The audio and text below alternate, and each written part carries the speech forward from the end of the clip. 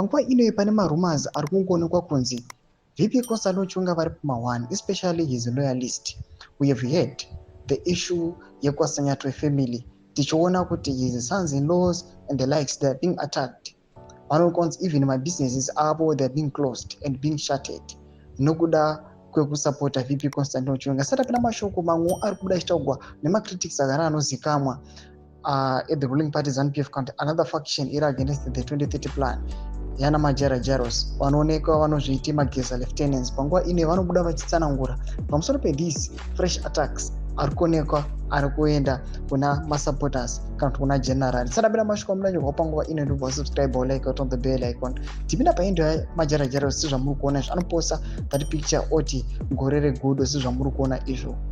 Panapa majara jaros anobva apinda anyora achiti last week members of the intelligence agents sympathetic to general averted an assassination attempt on a senior member of the ZANU-PF Politburo. The official is accused of siding with Chiwenga.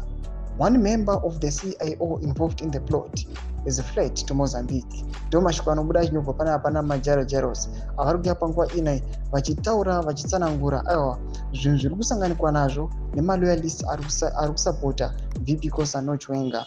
Right now, as people are seeing, there is a faction now which is now more powerful. Yakaonekwa last week in the Politburo. Panapa vanachiona kuti aiwa VP Costa Nochwenga, yes, anotaura panhau yekuti no to corruption, but panapa vanhu vaimbomutora zvenhando vamwe vachimudzikisira, but now muthe Politburo makuonekwa kunzi mutone vamwe vari kuonekwa kunzi havasi kuda zvecorruption and they are not happy with these guys nematenderpreneurs.